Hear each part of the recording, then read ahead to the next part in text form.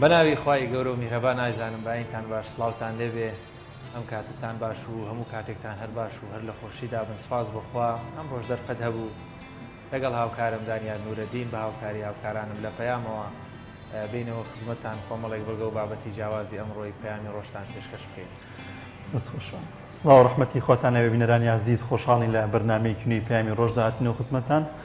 ئەمڕۆژ کۆمەڵی بڕگە و بابەتمان بۆ ئامادە کردوون هیواخوازین کە سەرجەمیان جێگەی سوود و ڕەزامەندی ئەوەی عزیز بێت. ئازان لە تەورەیەکەماندا باز لە پێگە و قەدری مامۆستایانی ئاینی زانایانی ئاینی دەکەین لە کۆمەلگای کوردیدا کە ئەمانە ڕۆڵێکی سەرەکی و گرنگیان هەیەوە زەرورەتێکی گرنگی کۆمەلگان بۆ ئەوەی کۆمەلگایەکی پەروەردە باش و تەندروست و کۆمەلگایەکی بەڕەوش بێتە ئاراوە وەک چۆن پزیشکان زەرورەتی کۆمەلگان مامۆستایانی ئاینیش بۆی پەروەردەیەکی تەندروست بۆی کۆمەلگایەکی تەندروستمان بێتارە زەرورەتی کۆمەلگان و باز لەوە دەکەم زانین تا چەند لە هەرێمی کوردستاندا لە کۆمەلگای کوردیدا پێگە و قەدری مامۆستایانی ئاینی ماوە بە بەراورد بە ساڵانی ڕابردوودا. وڵای زان لە یەکێکی تریش لەو تەوەرانەی کەوا دەمانەوەی قسەی لەسەر بکەین وەک دەزانین ڕووداوێکی مێژووی هەیە ئەویش کیمیا بارانکردنی شاری هەڵەبجێشەییدە و قوربانی و بریندارێکی زۆری لێکەوتوتەوە لە دوای گۆڕانکاری پرۆسی ئازادی عێراق کەیسێک کرایەوە کەوا شکاتێک یاخود کەیسێک لە دژی هەموو ئەو کۆمپانیا و لایەنانەی چەکی کیمیاییان فرۆشت بوو بە دەسەڵاتی پێشووی عێراق لەو بارەیەوە لەگەڵ سەرۆکی کۆمەڵەی قوربانیانی وەروە بریندار و بەرکەوتوانی چەکی کیمیاوی هەڵەبجە قسە دەکەین بزانین ئەو کەیسە بەکوێ گەیشتووە وەروە ئەو لایەنانەی کەوا فرۆشیاری چەکی کیمیاوی بوون بە حکوومەتی پێشووی عێراق ئەو کەیسە لە چه قۆناغێکدایە و هەروەها بە چه ئامانجێک و بە چ دەرەنجامێک گەیشتووە و یاخود چی بەسەراتوە. بەڕازەن دەستپێکیش دەچین لای بڕگەی کەشوها بزانین ئەمڕۆ پلەکانی گەرما تا چەند گۆڕانکاری بەسەرداهاتووە پێکەوە بینەری دەبێت.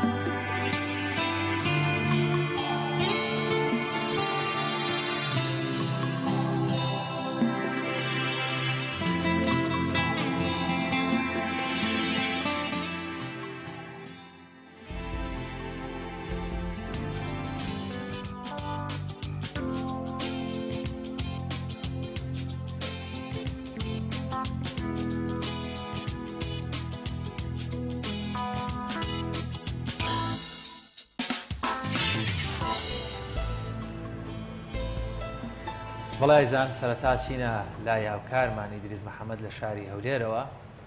ئیدریس سڵاوت لێبێ و گەرگوێت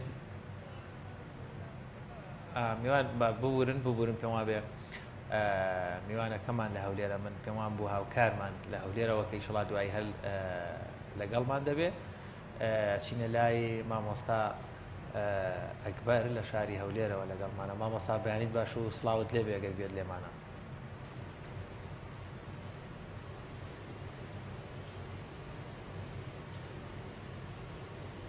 وعليكم السلام ورحمة الله وبركاته. زۆر سپاس مامۆستا گیان دووبارە سڵاو لە تۆ لە بەڕێزیشتان. مامۆستا تەوەرەکەی ئێمە باس لە قەدرگرانی و وەروەها ڕێز و حرمەتی مامۆستایانی ئاینی و پیاوانی ئاینی و کەسایەتی ئاینی لە ناو کۆمەلگای کوردی. وەک دەزانی مامۆستایانی ینی ئەرکێکی گرانیان لەسەر شانە لە شایی و لە شیوەن لە تەواوی جمگە گرنگەکان و وەروە بۆنە گرنگەکانی ژیانی کۆمەلگای کوردی ئەوان ڕۆڵ دەگێڕن لە ناونانی مناڵێکەوە بگرە تاوەکو شایی و تاوەکو شیوەنیش و تەنانەت کێشە عەشایریەکان و وەروەها تەواوی ئەو بابەتە هەستیارانەی کەوا مامۆستایانی ینی دەبنە پێشەنگ و وەروەها ڕووی خۆیان لەو مەجلیسانەیە دەردەخەن و کێشە و مەشاکلەکان چارەسەر دەکەن بەدەر لە ئیدکاری داعوە و بانگخوازی و وەروەها لایانی ئاینی. دەمانەوێت بپرسین لە کۆمەلگای کوردیدا قەدر و گرانی مامۆستایانی ئاینی لە چ ئاستێکدایە و هیچ گرفتێک هەیە و هیچ شتێک هەیە وا بکە پلانێک هەبێت بۆی مامۆستایانی ئاینی لەو پێگە و مەنسەبەی هەیەە بەلارەدا ببرێ؟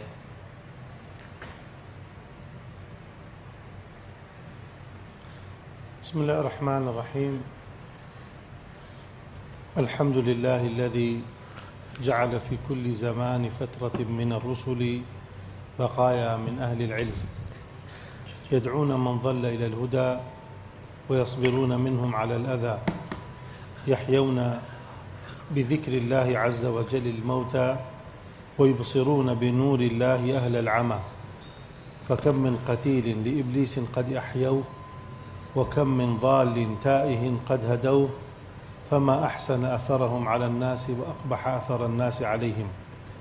ينفون عن كتاب الله تحريف الغالين وانتحال المبطلين وتأويل الجاهلين الذين عقدوا ألوية البدعة وأطلقوا عنان الفتنة فهم مختلفون في الكتاب مخالفون للكتاب مجمعون على مفارقة الكتاب يقولون على الله وفي الله وفي كتاب الله بغير علم يتكلمون بالمتشابه من الكلام ويخدعون جهال الناس بما يشبهون عليهم فنعوذ بالله من فتن المضلين. وأصلي وأسلم على القائل ليس منا من لم يرحم صغيرنا ويوقر كبيرنا ويعرف لعالمنا حقه. خوای گەورە جەزای وەش بداتوە لەسەر ئەم بەرنامەیە و پێگە و دەوری عولەما لە ناو چینی کوردەواریە کارێکی مێژوویە و یعنی هەر لە مێژە هەبووە و خەڵکی ئەگەر لە حاڵەتێکیشا مامۆستایەک عالمێک حتا لەسەر لەگەڵ ڕێیەکانە نەگونجێ یعنی بەدڵی نەبێ ئەگەر فتوایشی لێ نەپرسێ بەڵام تەسلیمێکی قەلبی نەبێ تەسلیمێکی ئەدەبی و شعوریە بێ کاتی خۆی لە هەر لادەیەکە مامۆستایەک چرایەک بۆ ئەو لادەیە حاکمێک بۆ لەو دەیەکەوە خەڵک نیزاع و سیراع و قسە و نهێنیەکانی بۆ بردووە دەوری حاکمێک و مدیر پۆلیسێک و ئاسایشێک و باحث اجتماعیەک و هەموو گیر و گرفتەکان لە لای مامۆستاکە بووە. ئەگەر چەند فەقەیەکی بۆ حوجرەیەکی بووە بۆتە چرا و ئاوەدانی بۆ چەندەیەکی تریش کە خوای گەورە بەرەکەتەکەی دابەزاندووە چونکە لەگەڵ عیلمە مەلایکە دوعای خێرەکە و باڵی بەزەیی شۆڕەکەون بۆ ئەهلی عیلم ئەوانەی کە خەریکی عیلمە بن. لە ناو چینی کوردەواریە تا ئێستش بەوانشی کەوا کەم باوەڕن یان نانە مزگەوت یانەکو دوور لە دینیشن تەسلیمێکی قەلبیش نەبێ بە معنای ئەوەی کەوا باوەڕیشی نەبێ بە مەنهەج و پەیڕەوەگی مامۆستاکە بەڵام کە ئەیبینێ بە احترام و ڕێزی لێگرێت چونکە ئەو کەسە تەنیا بۆ خۆی ناژی.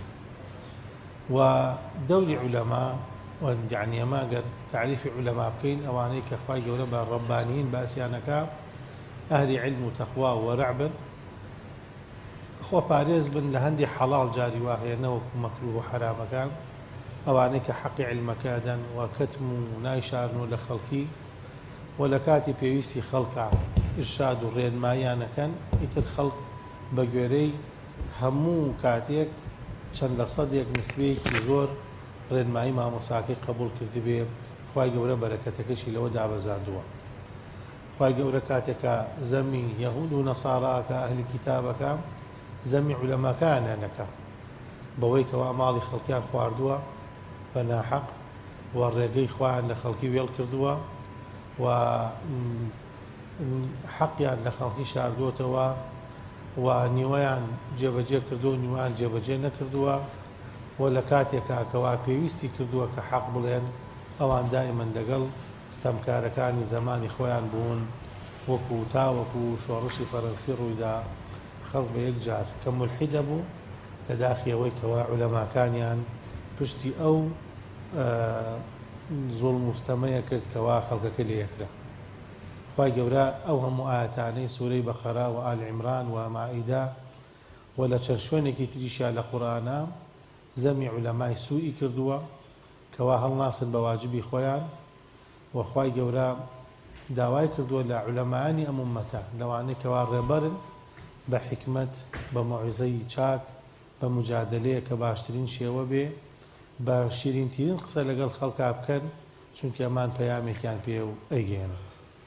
زۆر باشە مامۆستا ڕۆڵی مامۆستایانی ئاینی لە کۆمەلگادا چۆن هەڵدەسەنگێنیوە تا و ڕۆڵێک کە هەیەەکە لە ئێستادا بەتابێت لە پرسە گرنگەکاندا لە کێشە کۆمەڵایەتیەکان لە کێشە سیاسیەکان تا چەند گرنگە مامۆستایانی ئاینی پێشەنگ بن لە ڕوبەڕووبوونی هەموو ئەو کێشانەی کە لە کۆمەلگادا ڕوودەدەن.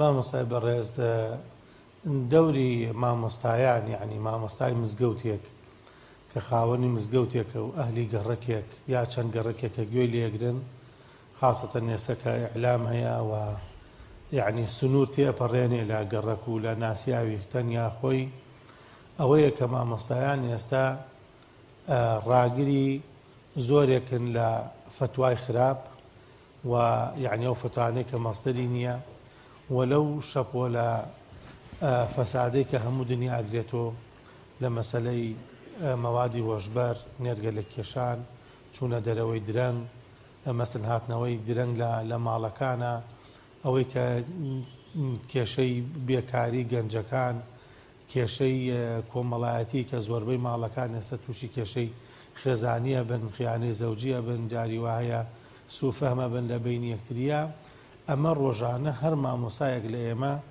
ئەگەر مۆبایلەکەی هەفتەیەک لە لای هەر بە ڕێزێک بێکاڵێن مەسەلەن دنیا بە چاوێکی واسێرەکە کە هیچی تیانە ئەنجازانێت کە مەشاکلی خەڵکی چەندێن زۆرە و خەڵکی چەندێن پێویستی بە مامۆستایەکە کە جاری وایە بەس دەردەدڵی لا بکە یعنی پێویستەکە بەس مشکلەکانی بۆ باسکە ڕەنگە بە قسەیەکی ئەم مامۆستایە مشکلێ و ماڵە حەل بێ چەندەها خەڵک هاتووە بە شەڕ بە دوایە کاکەوتوون پیا و ژن لە ترسی یەکتریە و لە ڕاکردن نەچێن هاتوونەتە ماڵی مامۆستایەک دوایەوەی کە دانیشانن و هەندێک قسەی بۆ کردوون تۆزە خزمەتی کردوون ئاشتی کردنەوە و نردویانەتی ئەمە مەرج نییە خەڵک چێ لە مەرکەزێکی پۆلیسە یا لە محکەمەیەکە مەسەلەن ئەو قسانە بگێڕێتەوە و شکاتانە بکە یانەک و یعنی ئەمە هەموو کاتێ دەست ناکەم بۆیە باسی لادیەکانم دەست پێ کرد چونکە کاتی خۆی 80% خەڵکی لە لادیەکان ناژیا و مامۆسایەکیش تەعینێک و هیچ مەقتوعەیەکی نەبوو تەنیا خەڵک خزمەتیە کرد و حجرە و فەقیەکی بواە و ئەبوو بە ئاوەدانیەک لە مەسلەی کش بە شودانە لە مەسلەی ژندۆزینەوە بۆ هەندێک خەڵکە لە مەسلەی کێشە خێزانەکانە لە مەسلەی کێشە کۆمەڵایەتەکانی ناودێ کە ڕوویەدا ئێستا جاری وهەیە ئەو مەشاکلانە ڕەنگە کەمتر بێ یانەک و زۆر باو نەبێ لە چاوەی ئێمە ڕۆژانە خەڵک تەلەفۆنەکە لەم مۆزع خۆتان نەزانن یعنی خەڵک بێ موچەیە بێ ئیشە بێکارە خەڵکەوە خۆی بکوژێ خەڵک یعنی لە تاوی قەرزا لە تاوی قەرزارێ لە داوی بێپارەیە لە تاوی بێ ئیشە لە تاوی لە ماڵا کە دانیشتووە ئیشێکی نییە ئەمە بچێ پەنا بۆ کێبەرێ یعنی لای کێ دەردەدڵێ بکە لای کێ ڕێنمایەکی بکە لەبەرەوە هەموو مامۆستایەک یعنی ئێستا ئەوەی کە دێتە مێشکا بڵێ من ڕەنگە علمێکی وای نەبێ ڕەنگە دەورێکی وای نەبێ کەس نییە لە مامۆستایان ئەگەر یەک هەفتە مۆبایلەکەی لە لای تۆ بێ لە لای هەر کەسێک بێن جازانێ مەشاکلی خەڵک چەندێ زۆرە و هاوسەنگی ژیانیان چەندێ ڕاگرتووە لەو ڕێنمایە خێرانە کە ئەیکەن ڕەنگە ئێمە هەندێکمان مەسەلەن گلەیمان لە هەندێک مامۆستا بێ بڵێن خوێندنەوەی کەمە بۆ نمونە یا مراجعاتی مەسەلەن کەمە یان لەو مەسلەی تحقیقێکی نەکردووە لەم مەسلەیە بەڵامەکو هیچ کەسێک نییە کە تا ئێستا مامۆسایەک ڕێنمایەکی خراپی کردبێ کامە لەم کاتە زۆر زەرورە خەڵکێک هەیە بەلایەکە خەڵک تەمین خراپێکە ڕەفیقی خراپی هەیە وازدە عایلەکەی نیە لەبەر قسەیەکی خراپ لەبەر زەنێکی خراپ ئەمانەیە ئەمە هەموو مامۆسایەک دەورێکی چاکی بینیوە لەوەی کەوا زۆرێک لە هاوسەنگەکان کە لەمە خراپتر هەیە ڕووی نەداوە والله ئەعلەم. زۆر باشە مامۆستا ئەکبەر ئەگەر باس لە ڕابردوو بکەین و بە ئێستەشەوە دەبینین لە ڕابردوودا بەشێکی گرنگی شۆڕشەکانی کوردی یاخود ئەو بزافە سیاسیانەی دروست بوون چ لە ناوخۆوە چ بۆ ئاستی داگیرکەران لە شێخ عوبەیدوڵڵای نەریەوە شێخ سەعیدی پیرانەوە شێخ ئەحمەدی بارزانەوە شێخ مەحموودەوە شێخ عوسمان عەبدولعەزیزەوە دەبینی هەمووەمانە نەک مامۆستایانی پشتیان گرتوون خودی کارکتەری یەکەمی پرۆسە سیاسیەکانیش مامۆستایانی ئاینی بوون لەبەرەوەی خەڵکێکی زۆر گوێڕایەڵیان بوون و متمانەیان بەو ئیرادە و باوڕ و ئەخلاقە هەبووەکەوە ئەوان جڵەویان بگرە دەست. زۆر جار من ئەمە ڕەنگە پرسیاری هاوڵاتیانیش بێ لە قۆناغێکی وەکو ئەمڕۆدا دەبینی زۆر جار گلێوە دەکرێت مامۆستایانی ئاینی ئایا ڕێگەیان پێنادرێ ڕێگەیان لێ دەگیرێ یاخود سانسۆر کراون کەوا ناهێڵڕن ئەو باڵین ببنە دەنگی شەقام کە بوونیش نمونەشمان زۆرە بەس باسی گشتی دەکەین بە شێوەیەکی گشتی دەبینین زۆربەی مامۆستایانی ئاینیمان هەیە تەنانەت ئامادەنیە بەرگی لە مزگەوتەکەی خۆشی بگات بەڵێ مامۆستایانیشمان هەبووە لەسەر قسەی حەق لە مزگەوت دوور خراوەتەوە بەڵام بە شێوەیەکی گشتی باز دەکەین. پێدوانیە مامۆستایانی ئاینی بتوانن ڕۆڵیان لەمە ئێستا هەیە زۆر زیاتر بێت و وەڕوا خەڵکیش پشتیوانیان دەبێت.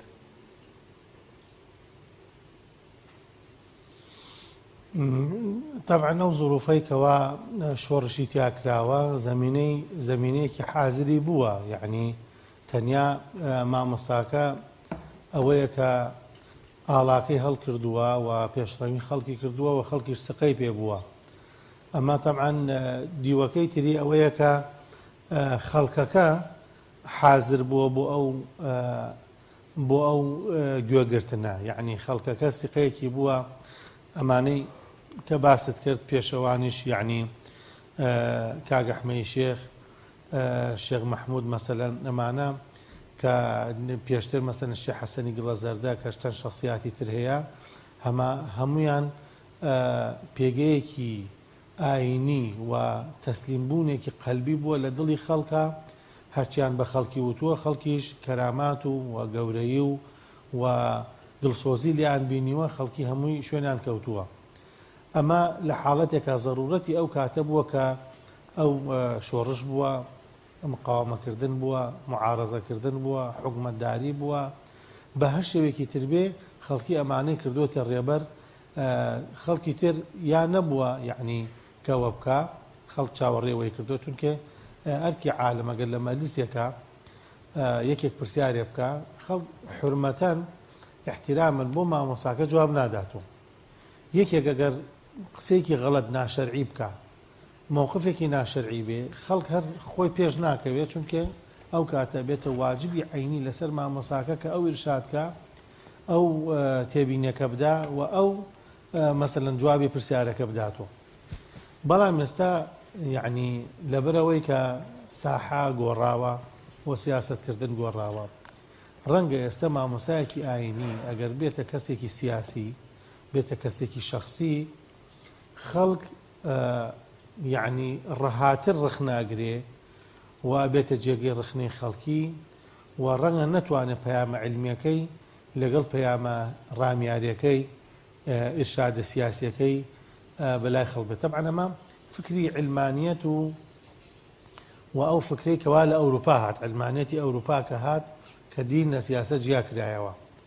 ئەگنا پێغەمەران هەمویان كانت بنو إسرائيل تسوسهم الأنبياء كلما مات نبي وخلفه نبي بني إسرائيل عادتیان وابووە پێغەمەرەکان ڕێبەری سیاسی و هەر بەم لەوزە كانت بنو إسرائيل تسوسهم الأنبياء ڕێبەرە سیاسیەکانیان ڕێبەرە پێغەمەرەکانیان بووە حتى پێغەمبەر زەکەریا کە داوای مناڵەکە لە کاتی لە عمرێکی پیریە ئەفەرمێ یەریثنی وەیەریث من آل یعقوب ئەم وراثە خۆ نییە ماڵی بداتێ پێغەمبەراتەکە کە سەرپەرشتیکردن و ڕێنماییکردنی قەومەکە بووە خەڵک هەمووی بە قسەی پێغەمبەرەکانی کردووە ڕێنمای پێغەمبەر ئەگەر قسەیەکی پێغەمبەرەکان بشکانیان خوای گەورە ئەو هەموو زەمکارێکەوە لە قورئانە هەیە لەبەرەوەی قسەیەکیان شکانەوە لەبەرەوە ڕەنگە ئێستا جیاواز بێن لە هەندێک ڕووە ئەگەر مامۆسایەک مەشهورە بە علم و بە حوجرە و بە فەقێ و بە جێگەیەکی مەسەلەن مەکانەتێکی ئاینی ڕەنگە سیاسەتکردن بۆی ئێستا لە مەکانەتە علمیەکەی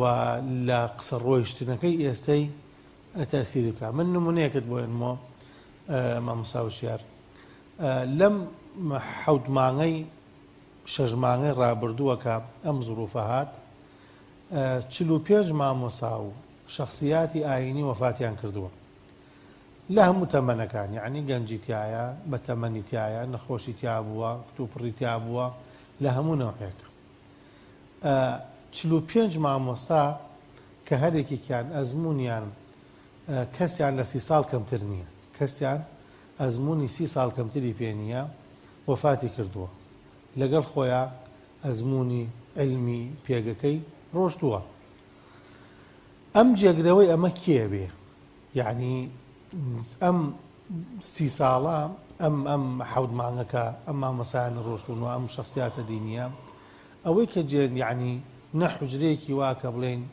فەقێیەکی تۆکمەی و گەورەی و بە شخصیاتی ئاوا ڕەنگە 30 ساڵێتر ئەنجاوە ئێستا فەقێیە یا طالب علمێکە بگێتە دەرەجەیەوە نەوەکو کەسێک دەتوانێ ئەو دەورەی ببێ ئێستا لە ئیرشاد و لە مەوعیزە و لە عیلمە و خەڵکیش تاوەکو سقە بە یەکێکەکە یعنی نزیکەی 20 ساڵی پێشی ڕاستەکەی تا ئەی ناسێ و مەواقفی لێبینی ئەمە یعنی هەموو شتێک وەکو شێخ الئیسلامە فەرمێ کە نەتەزانی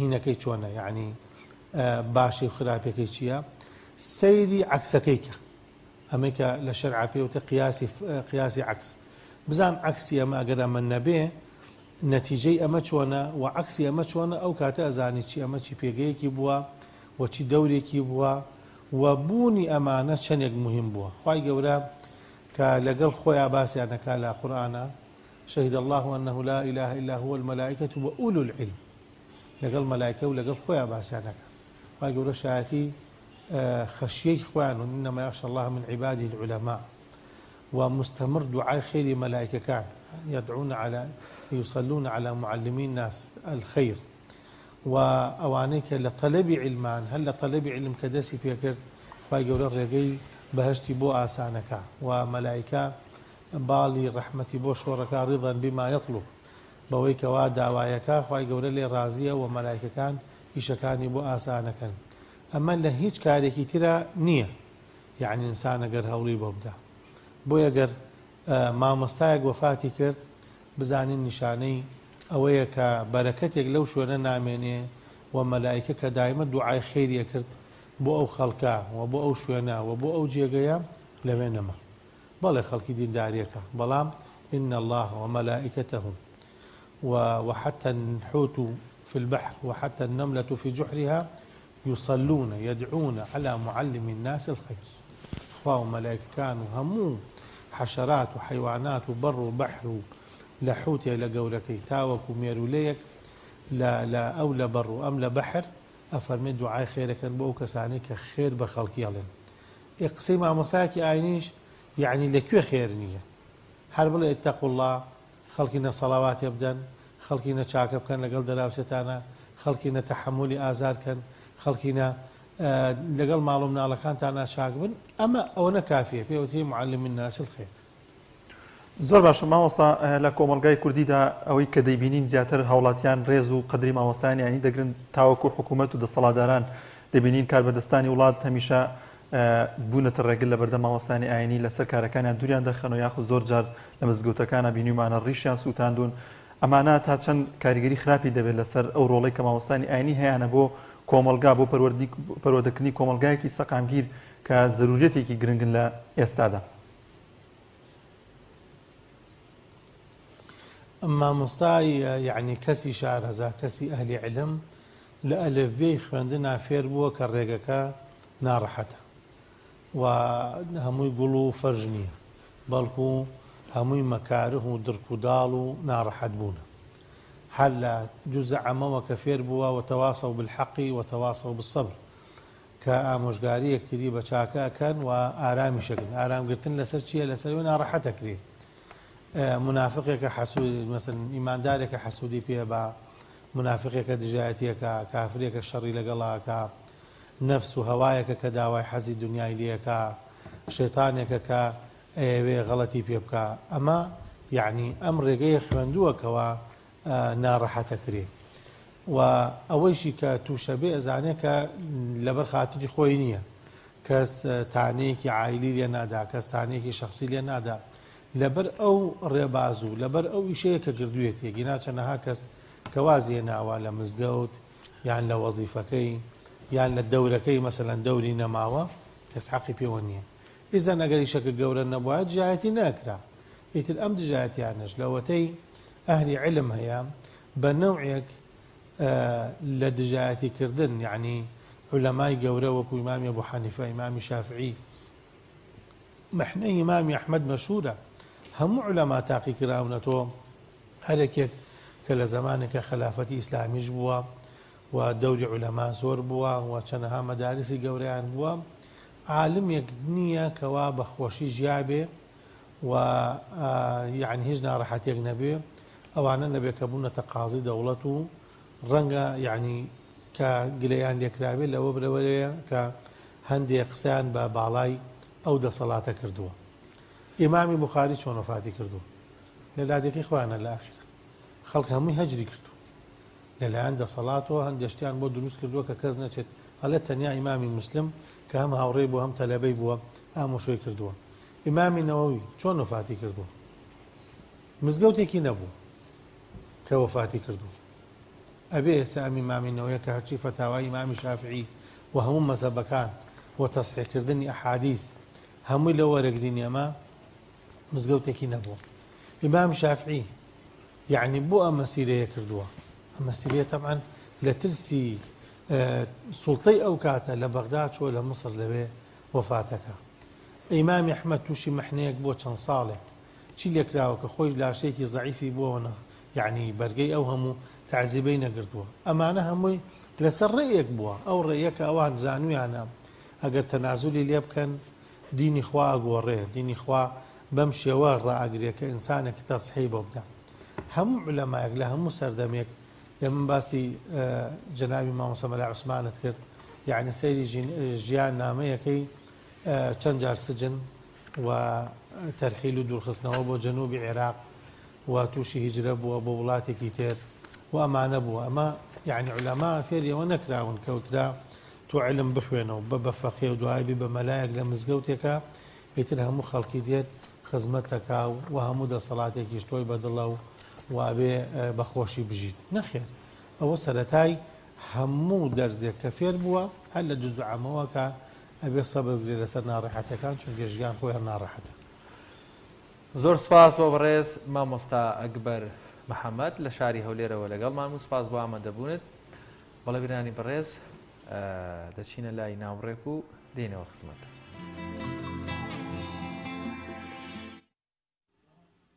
تۆپ ئارت تاکە بریکاری تۆڕی میدیایی کۆمەڵ بۆ دروستکردن و بڵاوکردنەوەی ڕێکلام تۆپ.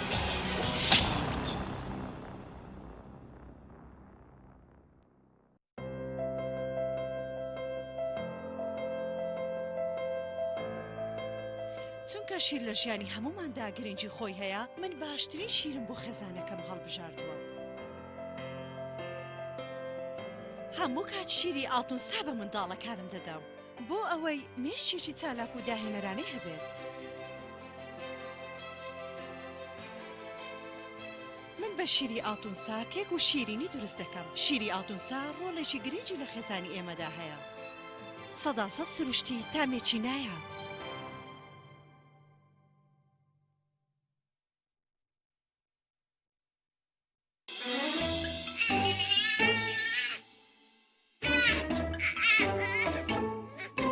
ئایا منداڵەکەت هەوڵ ئەدات شتێکت پێ بڵێت؟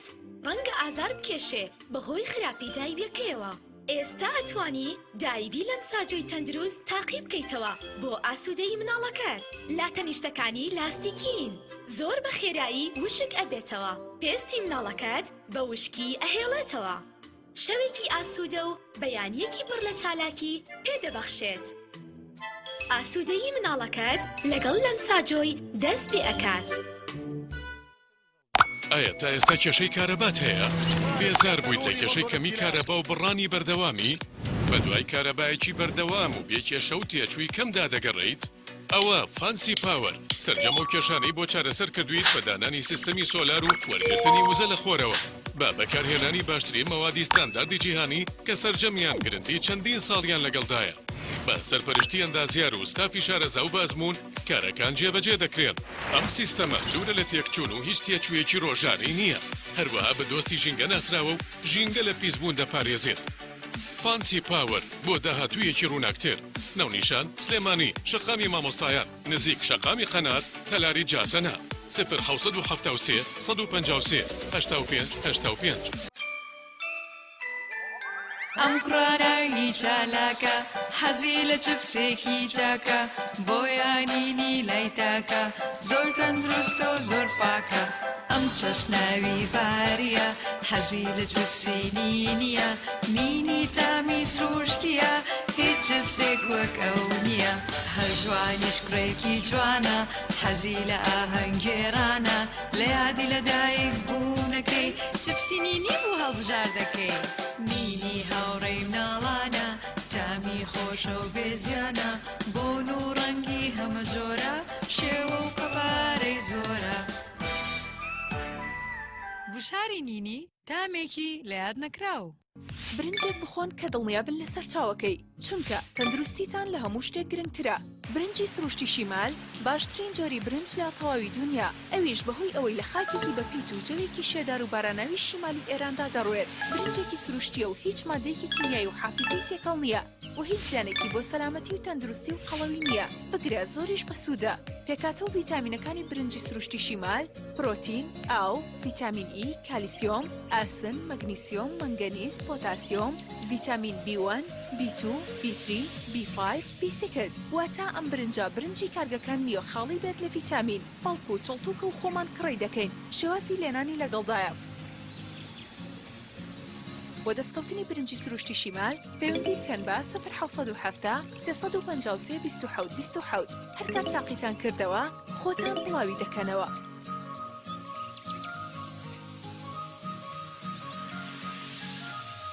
تۆپ ئارت تاکە بریکاری تۆڕی میدیایی کۆمەڵ بۆ دروستکردن و بڵاوکردنەوەی ڕێکلام.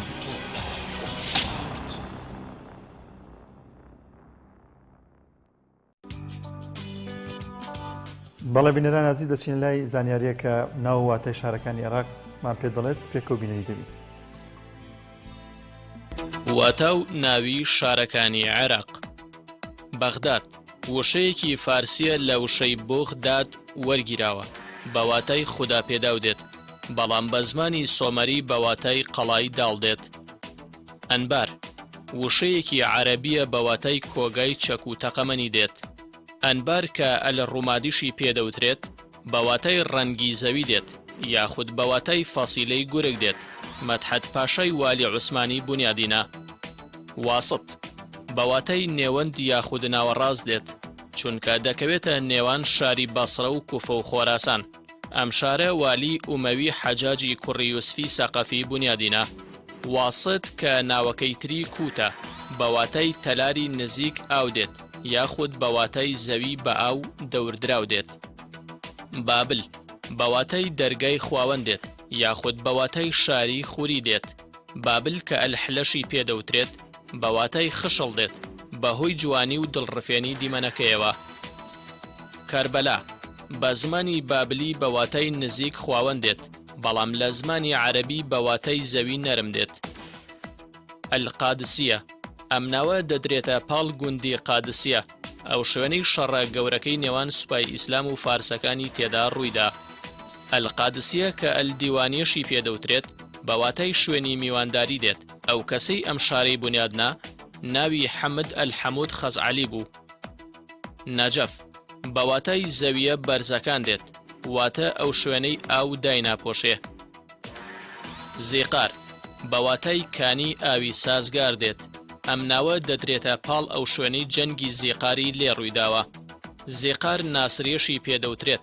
ئەلناسریە واتە دەدرێتە پاڵ ناسر ئەلشەیقەر ئەو کەسەی ئەو شاری دروست کرد لە ساڵی 1870 زاینی.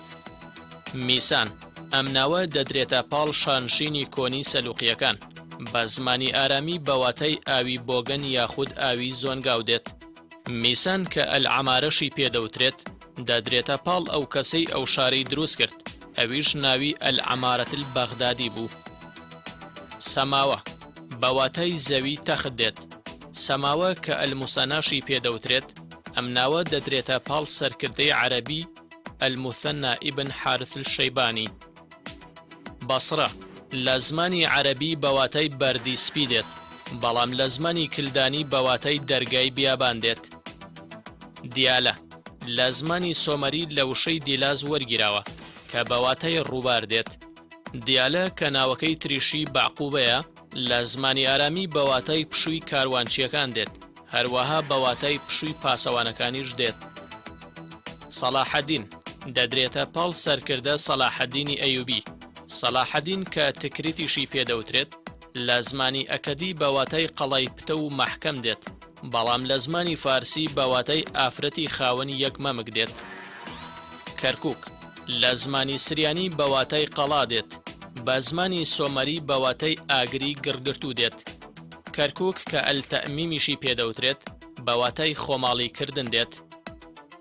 مووسڵ بە واتای زەوی پێکەوە بەستراو لە نێوان عێراق و شام دێت. مووسڵ کە نەینەواشی پێدەوترێت وشەیەکی ئاشووریە بە واتای خواوەندی ماسی دێت. هەولێر بە واتای پەرزگای خۆر دێت.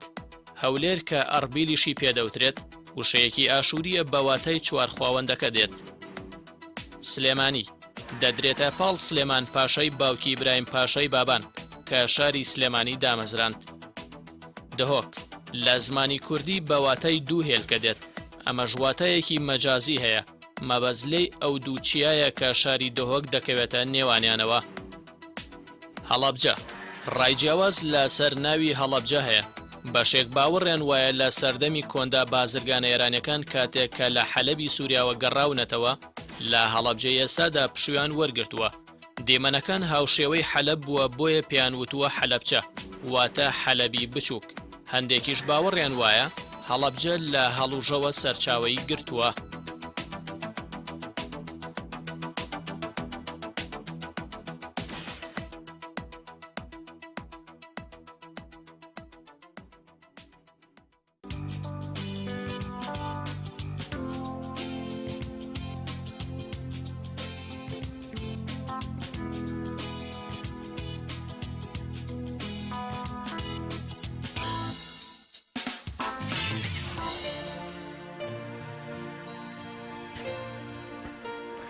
بەڵێ بینەرانی عزیز هەموو ساڵێک لە مانگی ئابدا لە سەرەتای مانگی ئابدا ڕێکخراوی جیهانی تەندروستی کەمیشە کۆڕ و چالاکی ئەنجام دەدات بۆ هاندانی دایکان بۆی شیری خۆیان بدەنە منداڵەکانیان کە سوودێکی زۆری هەیە و ئەم ساڵیش کۆمەڵێک زانیاری گرنگی خستۆتە ڕوو سەبارەت بە گرنگیدان بە شیری دایکەمە لێرە بۆتان دەخوێنینەوە. شیرپێدانی سروشتی سوودێکی زۆری بۆ منداڵ دەپارێزێ بۆ منداڵ هەیە و دەپارێزێ لە هەندێک نەخۆشی کوشندەوەکو هەوکردنی سیەکان و سکچوون کە ساڵانە چەندین منداڵ بەهۆیەوە گیان لە دەدەست دەدەن. ئەمە سەرڕای ئەوەی کە شیری دای خۆراکی تاوا بۆ منداڵ دابین دەکات یارمەتی گەشە و تەندروستی منداڵ دەدات. لەم بابەتەدا باسی دەکەین کە چەند گرنگێکی هەیە. لەوانە شیری دای خواردنێکی تاوا و بێکەم و کورتە ڕێژەی هەموو مادە سوود بەخشەکانی لە پرۆتین و گلۆکۆز و چۆری و ڤیتامین و کانزاکان بە ڕێژەیەکی هاوسەنگ تێدایە کە بۆ گەشەی منداڵ پێویستە لە مانگەکانی سەرەتای تەمەنیدا. هەرسکردن و بژینی شیری دایک لە ڕیخۆڵەکانەوە ئاسانتر بە بەراورد لەگەڵ شیری قوتوو. شیری دایک توانای خۆگونجاندنی هەیە لەگەڵ بارودۆخەکان و تام و بۆنیشی دەگۆڕێک بە گوێرەی خواردنی دایکەکە. بەرگری منداڵ بەهێز دەکات بەهۆی بوونی بڕێکی زۆر لە جەتەنەکان و خڕۆکۆسپیەکانی خوێن و بەکتریای سوودبەخش کە لە شیری قوتودا نییە. ئەو منداڵانی شیری دایکیان دەخۆن کەمتر تووشی نەخۆشیەکانی هەوکردنی ڕیخۆڵە و ڕێڕەوی هەناسە و گوێ دەبن، هەروەها ڕێژەی نەخۆشیە درێژخانەکان وەک شەکرە و قەڵەوی و نەخۆشی هەستیاری بەگەنم کەمتر لە ناو منداڵاندانا هەیە کە شیری دایکیان دەخۆن. ئەو منداڵانی شیری دایکیان دەخۆن کەمتر تووشی هەستایی دەبن وەک ڕەبۆ و ئێکێزیما. شیری دایک بۆ گەشەی مێشک و ڕێژەی زیرەکی باشترە. نەخۆشی ژێرپەنچە کەمتر لە نێوان منداڵانی شیری دایکیان دەخۆن، بەتایبەت نەخۆشی لۆکیمیا کەمتر هەیە. ڕێژەی مردن بەوەی نەخۆشی مردنی لە ناکاوی منداڵانی خوار یەک ساڵ بە ڕێژەیەکی بەرچاو کەمترە لە منداڵان کە شیری دایک دەخۆن. تا بۆیان بکرێ شیری دایک دەگوان سوودێکی زۆری هەیە ئەگەر نەبوویان هەبێ قوتوەکە بەکارێن. هیوای تەندروستێکی باش بۆ هەموو دایکان و بۆ هەموو نەوە مناڵێکی بچکۆلانە بێگومان شیری دایک وەروە پێویستیشە دایکان باشتر خزمەت بکرێن تاوە بتوانەوانیش خۆیان شیر بدەن مناڵەکانی. وڵایزان هاوکارمان چیانوری لە کەرکووکەوە لەگەڵمانە. چیا سڵاوت لێبێ و زانیارەکانی کەرکووک چین؟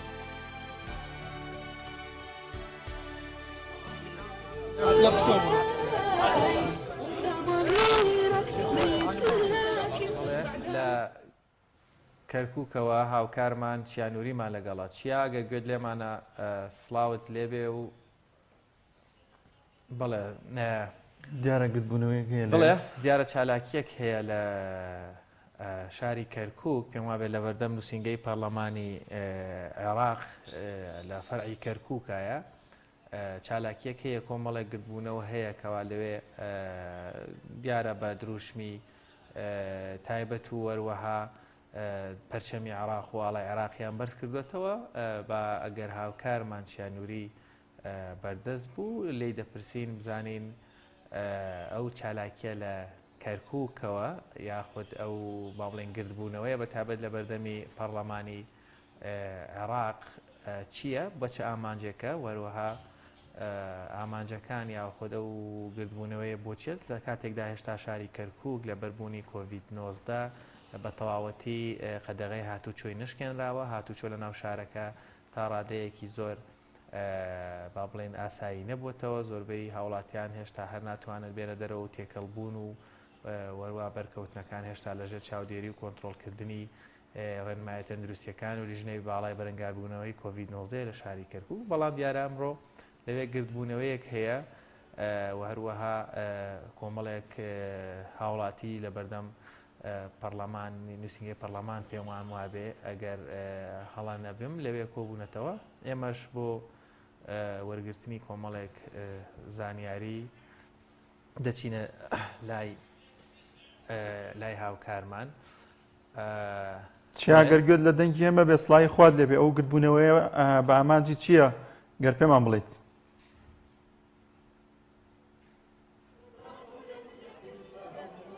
ئەلۆ بەڵێ ئێمە گوێمان لە دەنگی تۆیە کاکە چیاگوێ لە ئێمەیە تۆ؟ بەڵێ زۆر سوپاسڵاو و لە ئێو لە بینەرانی کەناڵی پەیام ماوەی هەفتەیەکە دەرچوانی بەشی ئەندازیاری زانکۆی کەرکووک لە بەردەم بینای پارێزگای کەرکووکمان گرتیان ئەنجام داوە بە مەبەستی دامەزراندن. دیارە ئەمە یەکەم جاریان نییە ئەوان داوای دامەزراندنەکەم ئەمە زیاتر لە 14 جارە 15 جارە ئەمان خۆپشاندانیان کردو دوجار لە دووەم ڕۆژی جەژنی قوربانی پیرۆزەوە بڕیاریان داوامان گرتن لە بەردەم بینای پارێزگای کەرکووک ئەنجام بدەن. ئەمانە ژمارەیان زیاتر لە 300 کەسە و دەرچووی بەشی ئەندازیاری زانکۆی کەرکووکن داوای دامەزراندن دەکەن بەڵام تا ئێستا ئەوەی خۆیان دەڵێن ناوەکانیان چۆتە بەغداد و نووسراویان بۆ بەرز کراوەتەوە بەڵام تاکو ئێستا وەڵامیان نییە. بڕیار بوو لە دوو ڕۆژی ڕابردوو لەگەڵ پارێزگاری کەرکووک وەفزێکیان بچێتە بەغداد و لەگەڵ وەزیری نەوت قسە بکە بۆ ئەوەی دایان بمەزرێن بەڵام تاکو ئێستا ئەو نوێنەرانە لەگەڵ وەفدی پارێزگای کەرکووک نەچوونەتە بەغداد و ئێستا ئەمڕۆ لە بەردەم نووسینگەی کەرکووکی پەرلەمانی عێراق گرتبوونەوەیان ئەنجامدا و داوای دامەزراندن دەکەن. من بۆ زانیاری زیاتر لەسەر داواکاری ئەم دەرچووانە دەمەوێت لە دەمی خۆیانەوە داواکاریەکانیان بیسیم بزان چیان بۆ کراوە. کاکە زەحمە دەبێ سڵاوت لەبێ زۆر سوپاس بۆ ئامادەبوونت ئێوە داواکاریتان چیەوە تاکو ئێستا چێ وەڵامی داونەتەوە لە ئیدارەی کەرکووک و لە بەغدادیش؟ سەرەتا بە خێراتنی کەناڵەکەتان ئەگەر دەستان خۆشیە کە هاتوونە ئەم مانگردە ڕووماڵەکەن بەڵێ ئێمە ئەندە وەکو ئەندازارێنی کەرکووک تقریبن بۆ ماوەی ساڵێکا ڕۆیمە بەردەوامی لە مانگردن ئێمە حقیقەتەن وازمان لە ئاواتەکانمان هێناوە کە ژیانێکی خۆشەوشتانە بژین بەڵام ئیساگەیشمانە دە مەرحەلەیە کە ئەوەی داوی حەقێکی لە حەق هەر حەقی ئەساسیەکانی سەرەتاییەکانی خۆمان بکەین ینی بەڕاستی ئەندام پەرلەمانەکان ینی یەکدوان لە ئەندام پەرلەمانی هاتنەتە ئیرانە بەڵام کۆمەڵ ئەهد و پەیمانە پێمانداوی هێشتا هیچیان منە بردوتە سەر تەنها قسەیە و بەڕێز پارێزگاری کەرکووک ئەوش عینەن هاتە دەگمانەوە و کتابیوان کردووە بەڵام ئەوش هەر هێشتا قسەیە هێشتا شتێکمان بۆ نەکراوە بە جددی مۆزوعەکەی ئێمە ینی بڕاتە پێشەوە ئێمە تەڵەن لە چەند شوێنێک مانگرتمان لە لەیدانی ساکە بەردەم نووسنگی پەرلەمانە وەکو جەنابەت ئەگەر ینی کامیرمانەکە تەسویری بکە لەبەردەم نووسنگی پەرلەمان تقریبا نیسیعاتە وەستاوین کەس یەک کەسێکی لێ ئێمە یەکەم جاریشمان نییە بین بەردەم نووسنگی پەرلەمان لە بەردەم پارێزگاری کەرکووک وە لە بەردەم نەوتی باشوور ئەلویانیش کۆبوونەوەمان کردەوە بە بەردەوام بەڵام وەکو کەسێکی کە بتوانانی ئیشەکەمان بەجددی بۆ بکە کەسێکی ئەو بۆ شێوازن هاتەتە پێشەوە ئەگەر جەنابەت بێتە پێشەوە ئێوە بڕیار بۆ وەفدێک بچێتە تەبەغا لەگەڵ پارێزگاری کەرکووک ئەوە گەیشت بەچی وە بڕیارە چی بکرێت دوای ئەوە بدە بەڵێ پارێزگار خۆی چووە بەغا ئێستا و لە بەغایە بەڵام کتاب و ناوەکانمانی بردووە علەساس عەرزی کا لەسەر وەزیر و ڕئیس وزەرا بزان موافقی لەسەرکەن و دوای ئێوە وەڵاممان بداتەوە جا ئێستا وەڵاممان نییە تر ڕۆژی چوارشەمە ڕەنگە نوێنەرەکانشمان بڕۆن لەگەڵ محافظ هیم ببینن ئێوە چەند ڕۆژە لە بەردەم بینای پارێزگای کەرکووک مانگرتنتان ئەنجام داوە هاتوونەتە بەردەم نووسنگەی پەرلەمان تاکو ئێستا ینی کەس وەکو خۆتان ئەڵەن کەس وەڵامی ئیجابی نەداونەتەوە ئەگەر لە وەڵام نەدانەوە بەردەوام بن ئێوە چیەکەن ینی هەر لە مانگرتن بەردەوام ببن یا هەڵوێستی دیکەتان دەبێت ئێمە لە مانگرتن بەردەوام دەبین بە شێوەیەکی ئاشتیانە بەڕێوە دەچێت ینی واز نانی تاکو ئەو دقی وعدمان دێن تەعینی لەبەرەوەی کۆمپانیای نەوتی باکوور پێویستی بە ئێمە دەرەزاتی وەزیفی هەیە ساڵانە تەقاعودی لێ ئەکرێت تر ئەگەر ناوەکانمان بەرزەوە کرێ وەزیر موافقی لەسەر کرێ ئێمە کێشەمان نابێت بەڵام وەکووتمان ئێمە بەی شێوەی واز نانی بەردەوامە بین وازنان نیە گوایە بەڕێوەبەری کۆمپانیای نەوتی باکوور داوای لە کردووە کە ئێوە دامبزین کە لە ماوەی ڕابردوودا خانە نشینی لە دایرەکە زۆر بووە ئێستا پێویستی بە ئێوەیە ئەمە گەیشتووە بەچی بەڵێ ئەمە سەرەتا کە چوین لێ خۆپشاندانمان کرد بەڕێوەبەری کۆمپانیای نەوتی باکوور پێمان ڕاگەیاندی من دەرەجاتی وەزیفیم هەیە بەڵام تەعین لای منەوە نییە لە بەغاوەی لەسەری خۆیەتی دەبێت ئەوان موافقە بکەن تاکو دامەزدەین ئێمە ئەو کێشەی نییە بەڵام ئێستا ئێمە بەغا وەڵاممان نەداوەتەوە شتێک هەیە لێرامی باسیکەم ئەندام پەرلەمانەکان بە هەردووان زیان و بە کورد و عەرەب و تورکمان و تا ئێستا هەڵوێستێکی جدیان نەبووە نەهاتوونە بەلامانەوە ئێمە هەفتەیەکەوە لەسەر ئەو جادەیە خەوتوینە بەم گەرمایە بەم وەزعی کۆرۆنەیە تا ئێستا نەهاتوونە بزانن چیان پێ ئەکرێ لەگەڵ پارێزگاری گەر کۆبنەوە زەختێ دروستکەن یعنی ئەوان بیریان چووە ئێمە دەنگ داگەیشتونە شوێنە ئێستا پێویستمان پیانە نەهاتوونە بە دەنگمانەوە تر نازم دوو ڕۆژی کە چۆن ئەتوانن لە ڕویان دێ داوامان لێکن دەنگیان پێ بدەینەوە ئێمەش بەڕاستی زۆر ناخۆشە بۆ ئێمە لەسەر و جادی چاوی مدی سپاس دیارە لە پارێزگای کەرکووک جگە لەوەی لە بەڕێوەبەراتی پەروەردەی کەرکووک ژمارەیە دامەزرێندنە بۆ بەڵام ماوەی چەند ساڵ لە سنووری پارێزگای کەرکووک نەبووە ئەم دەرچوانەی بەشی ئەندازیاری داوا لە وەزیری نەوت دەکەن کە دایان مەزرێنێ بەڵام کێشەکەوەی تاکو ئێستا لەسەر یاسای میزانێ ماوە لە پەرلەمان دیارە ئەمە بیانووی دەستی کۆمپانیای نەوتی باکوورە هەرچەنە بەڕێوەبەری کۆمپانیای نەوتی باکوور داوای کردووە ئەمان دابمەزرێن لەبەرەوەی لە پێشتر خانە نشینی لە دام و دەستگاکانی سەر بە کۆمپانیای نەوتی باکوور زۆر بووە ژمارەیەکی زۆر کەس لەوێ خانە نشین کراون پێویستە ئەمان بچنە جێگایان بەڵام تاکو ئێستا ناوەکانیان گەیشتۆتە وەزارەتی نەوت تاکو ئێستا وەزیری نەوت وەڵامی نەبووە بۆیە پێدەچێت لە ماوەی چەند ڕۆژی داهاتوودا وەفدێک لەگەڵ ئیدارەی کەرکووک کۆبنەوە دواتر بچنە بەغداد تاکو لە ڕێی بەغدادەوە هیچ نەبێ ئەمانە دابمەزرێن و بخرێنە ئەو شوێنانەی کە پێشتر خانە نشین کراون و ئێستا کۆمپانیای نەوتی باکوور و دام و دەستگاکانی سەر بە کۆمپانیای نەوتی باکوور پێویستیان پێێتی چییە کەیسی مامۆستایانی خوێندنی کوردی کەرکووک گەشت بەچی لە کاتێکتا دەیانویست ئەوانیش بچنەوە سەر تەربیەی گشتی پەروەردەی عێراق لە کەرکووک و وەروە بچنەوە سەر حکوومەتی ناوەندی موچەکانیان ئەوانیش هەر کێشەکەیان ماوە یا یەکلای بێتەوە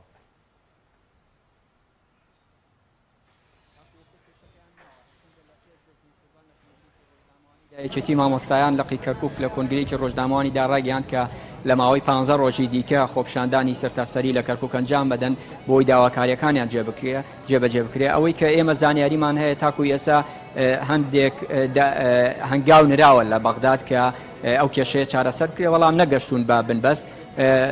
هەفتەیەکی دیکە درێژ کراوەتەوە لەو ماوەی 15 ڕۆژەکە خۆپشاندانی تێدا بکرێت. ئەگەر وەڵامەکان ئیجابی بێ، وەڵامی بەغداد بۆ ئەوەی ڕاژەی مامۆستایانی خوێندنی کوردی بگەڕێتەوە سەر بەغداد، ئەو کاتە ئەمان هەڵوێسی دیکەیان نابێ. بەڵام ئەگەر نەگەڕێنەوە سەر بەغداد و ڕاژەکانیان نەچێتەوە سەر بەغداد و وەڵامی ئیجابیان نەبێ، ئەوە وەکو خۆیان دەڵێن وە گروپی هەڵوێستیان هەیە، ئەوان خۆپشاندانی سەرتاسەری لە کەرکووک ئەنجام دەدەن و داوا دەکەن کە ڕاژەکانیان بچێتەوە بەغداد. بەڵام تاکو ئێستا کە ئێمە قسەی تیادا دەکەین ئەو بابەتار وەکو خۆی ماوە، هەرچەندە وەکو باسم کرد لە بەغداد هەنگاو نراوە، بەڵام تاکو ئێستا هیچ بەرەو پێشچوونێکی بەخۆوە نەدیوە. چیا لە پشتەوە چەتر و وەروە کۆمەڵێک خێمەوانە دەبینم وێ دەچێت هێشتا پلەکانی گەرما لە کەرکووک زۆر بەرز بن. ئەی کەشوهەوای کەرکووک چۆن گەرماکاروە خۆی ماوە یا تۆزێک گۆڕانکاری بەسەردا هاتووە؟ کەشوهەوای کەرکووک گەرمە، هەرچەندە ئێستا فێنکەبایەکی لەگەڵا، بەڵام هەر گەرمە. ئەمان ئێستا لە بەردەم نووسینگەی پەرلەمانی عێراقن لە کەرکووکەوەی کە لە پشتمەوە ئاڵای عێراقە بە درێژی دروستیان کردووە، خۆیان لە بنیا دەبن ئەو کاتەی کە لێرە دەوەستن یا لە بەردەم بینای پارێزگای کەرکووک دەوەستن. بەڵام وەکو باسم کرد پلەکانی گەرمان لە کەرکووک ماوەیەکی دەخایانێ لە بەرەوەی کەرکووک عادەتەن لە بواری کەشوهەوادا تا نزیکەی مانگینۆ گۆڕانکاری بەسەرە نایە، هەرچەندە شەوان هەندێ فێنکی کردووە، بەڵام بەڕۆژ عادەتەن هەر گەرمە. زۆر سپاس بۆ پامێرمان چیانوی لە کەرکووکەوە لەگەڵمانەوەی سپاس بۆ زانیاریەکان. وەڵای بینێرانی عزیز، لە تەوری ئەمڕۆماندا تەوری دۆماندا باز لەوە دەکەین کە هەڵەبجەیەکان و کۆمەڵی قوربانیانی هەڵەبجەوە کە سوکاری شەهیدان چەندین شکاتیان لە کۆمپانیەکانی فرۆشتنی چەکی کیمیایی کردووە لە دادگاکان دەبزانین ئەو کەیسە بەکوێ گەشتەوە وەک دیارەکە لە ساڵەکانی هەشتاکاندا کۆمەڵی کۆمپانیای ڕۆژئاوایی چەکی کیمیایان بە ڕژێمی سەدام حوسێن فرۆشتووە و ئەوان ئەویش بەکارێنا لە کیمەبارانکردنی هەڵەبجەوە. ئێستا ئەو دۆسیە دووبارە سەر هێڵداوەتەوە ئەیانەوێت لەو ڕێگەیەوە دەستکەوتێک بۆ پارێزگای هەڵەبجەوە قەرەبوو بکرێنەوە کە بەرکەوتی ئەو چەکی کیمیایی بوون لە پارێزگای هەڵەبجەدا. بەڵێ لە بۆ قسەکردن لەسەر ئەو سکاڵایە میوانێکمان لە پارێزگای هەڵەبجەوە دەبێویش بەڕێز لوقمان بەڵێ دیارە هاوکارانم دەڵێن هێشتا وەکو کاک لوقمان ئامادەنی زانیاری باشەی زانیاریەکەن کە ئێساکە زۆر بووە باو بەتایبەت لە کۆمەڵگای کوردی دانیار لەبەر ئەو خواردن و با بڵین جۆری نەجوڵان و کوالێتی خراپی خواردانە هەمومان ڕێژەیەکی زۆر چوریمان هەیە و بەتایبەت شەوری خوێن کە ئەمەش وابزانم دەبێتە هۆی کۆمەڵی گرفت. هاوکارانمان زانیاریێکیان بۆ ئامادەکردین با ببینین زانین چوری خوێن چیە و یاخۆ چۆن مامەڵی لەگەڵ دواتر دەگەڕینەوە سەر تەوری دوین بەرنامەکەمان ئینشاڵڵا. چەند زانیاریەک لەسەر بەرزی ڕێژەی چەوری لە خوێندا. بەرزبوونەوەی ڕێژەی کۆلسترۆڵ چەوری لە خوێندا زۆربەی جار هیچ نیشانەیەکی نییە تا کەسەکە هەستی پێ بکات، بەڵام ڕەنگە کەسەکە ڕوبەڕووی مەترسی توشبوون بە نەخۆشی گیرانی بۆریەکانی خوێن لە دیواری دڵ و جەڵتەی مێشک و مردنی لە ناکاو ببێتەوە. لە حاڵەتی ئاساییدا کۆلسترۆڵ لەلایەن جگەرەوە دروست دەکرێت و سوودی خۆی هەیە لە دروستبوونی دیواری خانەکانی لەش و چالاکی مێشک و دروستبوونی هۆرمۆن و خەزنکردنی ڤیتامین. دوو جۆر کۆلسترۆڵ بەگشتی بوونیان هەیە، ئەوانیش زیان بەخش، سوود بەخش. جۆرێکی تر چەوریش هەیە پێی دەڵێن چەوریە سیانیەکان کە ڕاستەوخۆ پەیوەندی هەیە بە توشبوون بە نەخۆشی دڵەوە ئەگەر ڕێژەی زۆر بەرز بوو لە خوێندا. چۆن پارێزگاری لە ڕێژەی چەوری لە خوێندا دەکرێت؟ خواردنی تەندروست دوور بێت لە چەوریە تێرەکان. خواردنی سەوزە و میوە و دانەوێڵە بە توێکڵ و زۆر ئاو خواردنەوە ڕێگر دەبن لە چەوری زیان بەخش. لە هەفتەیەکدا 150 خولەک وەرزشێکی مام ناوەندی پێویستە، چونکە وەرزشکردن بە شێوەی ڕۆژانە دەبێتە هۆی کەمکردنەوەی کۆلسترۆڵی زیان بەخش و بەرزکردنەوەی کۆلسترۆڵی سوود بەخش. دوورکەوتنەوە لە جگەرە کێشان یان وازهێنانی بە یەکجارەکی، چونکە کێشانی جگەرە دەبێتە هۆی تەسکبوونەوەی دیواری بۆری خوێن لە هەموو لەش. بۆ چارەسەر بە دەرمان پێویستە کەسەکە پزیشکی پسپۆڕی تایبەتمەند بیبینێت.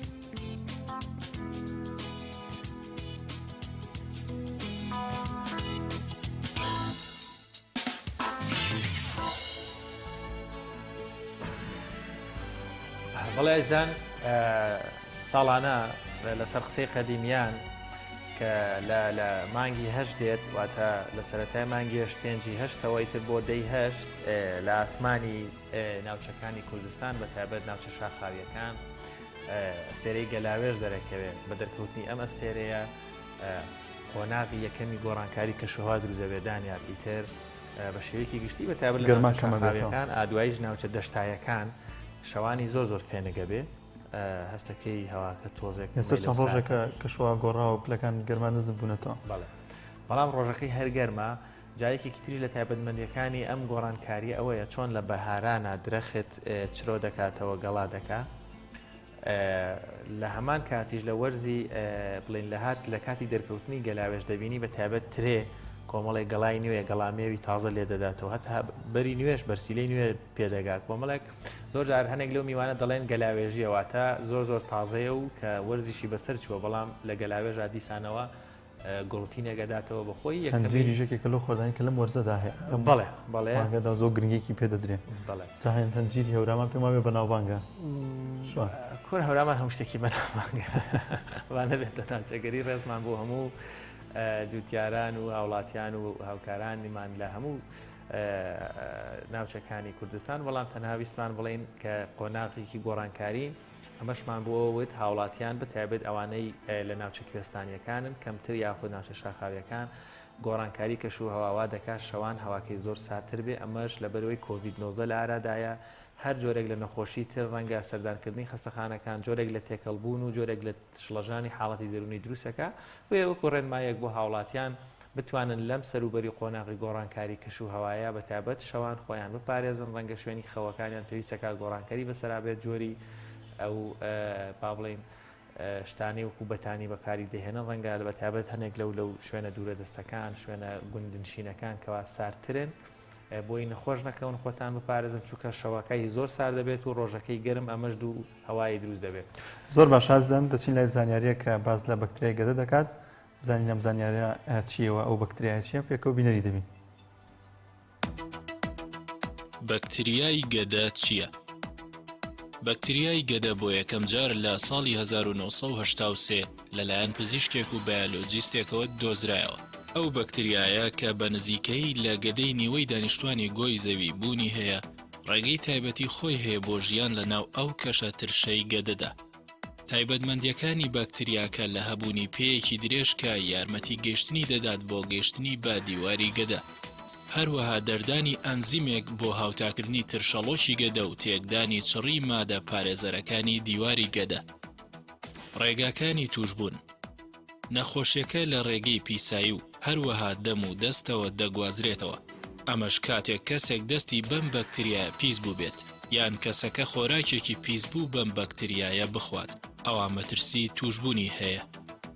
نیشانەکانی هێڵنجدان، ڕەشانەوە، ژانە سک، دڵەکزێ، سکچوون، برسیەتی لە بەیانیان و بوونی بۆنێکی ناخۆش لە دەم. ڕێگاکانی دەستنیشانکردنی گرنگترین ڕێگەی دەستنیشانکردنی بەکتریاکە بریتیە لە یەکەم پشکنینی پیسایی، دووەم پشکنینی لە ڕێگەی هەناسەوە، سێم پشکنینی خوێن.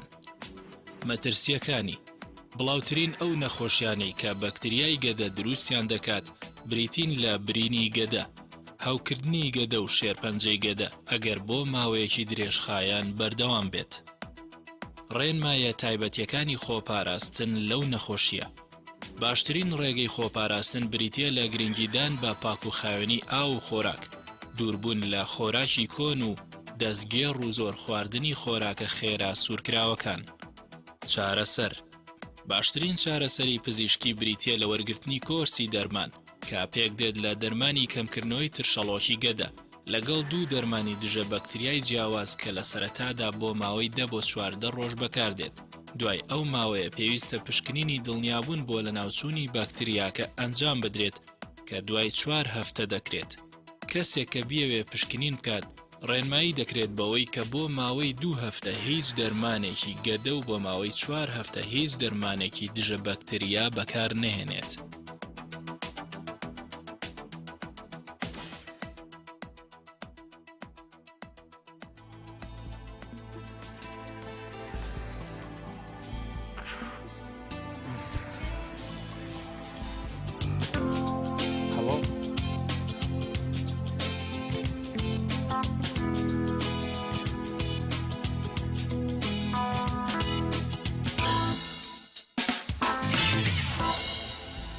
بەڵای زانیاریەکمان هەیە لەسەر یەکێک لە باڵدارە بەناوبانگەکان کەویش هەڵۆیە با بزانین ئەو زانیارانە لەسەر هەڵۆ چین بینەریان بێ.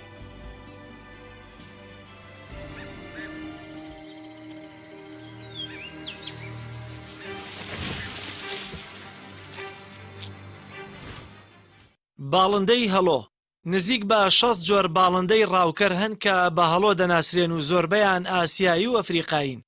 پێوەرێکی ڕوون بۆ جیاوازی و ناسینەوەی هەڵۆکان لە پەلەوەرەکانی دیکەی تیرەی هەڵۆ نییە، بەڵام بەگشتی هەڵۆکان لەوانی تر گەورەترن، بێجگە لە داڵاش لاقیان گەورەتر و پتەوترە، دەنووکیان گەورە و خوارە و باڵەکانیان پانترە. هەموو هەڵۆکان بە ڕۆژ ڕاودەکەن و چاویان تیژە و بەرزەفڕن. هەڵۆکان بە بۆنەی بەهێزیانەوە لە زۆربەی کەلتورەکان وەک دروشم و نیشانەی شەڕ و شایەتی دەناسێنرێن. وێنە و پەیکەری هەڵۆ لەسەر زۆر درا و بینای مێژویی دەبینرێ و زۆرێک لە ڕێکخرا و پارتەکانی جیهان و تەنانەت وڵاتەکانیش وێنەی هەڵۆیان وەک دروشم هەڵبژاردووە. هەڵۆکان لە باری توێکاری و تایبەتمەندی فڕین لە داڵاشەکان دەچن، بەڵام سەریان پێچەوانەی داڵاشەکان بە پەڕدا پۆشراوە. هەڵۆکان لە شێوەدا لە شمقاڕەکانیش دەچن، بەڵام گەورەترن و نێوان باڵەکانیشیان نەختێک درێژترە. جیاوازیەکی تری هەڵۆکان لەگەڵ ئەو دوو خزمەدا لە شێوەی بژێویاندایە. هەڵۆکان زۆرتر نێچیری زیندوو دەگرن، بەڵام داڵاش و شمقاڕەکان لەسەر کەلاک و گیاندارە تۆپیوەکان دەژین.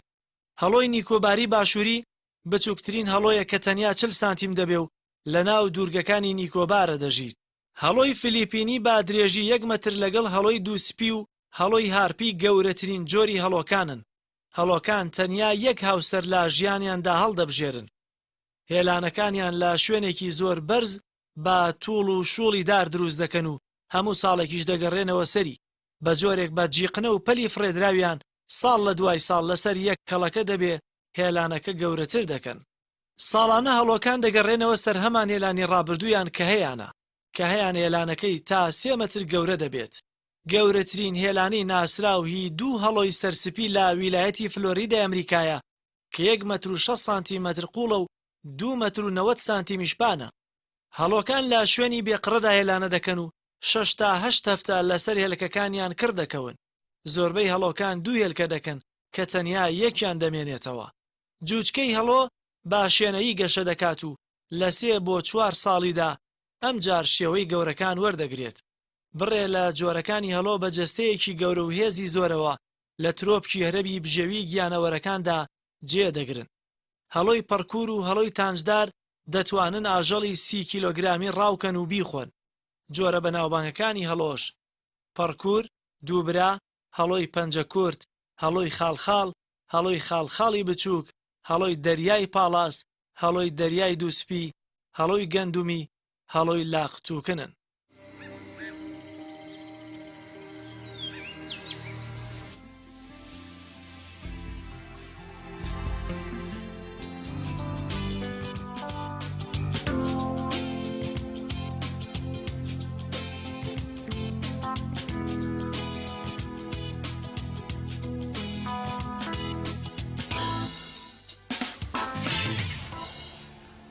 بەڵێ بینەرانی عزیز بە داوای لێبوردنەوە تۆری دومی ئەمڕۆمان ئامادە نەبوو بۆی کێشێکی تەکنیکیەوە کە باسکردن بوو لەسەر سکاڵای کە سوکاری قوربانیانی چەکی کیمیایی پارێزگای هەڵەبجە لەسەر ئەو کۆمپانیایی کە چەکی کیمیایان فرۆشتۆ بە ڕژێمی بەعەز لە ساڵانی هێشتاکاندا و ئینشاڵڵا لە بەرنامەکانی دیکەدا قسە و باسی لەبارەوە دەکەین و گفتوگوی لەبارە دەکەین.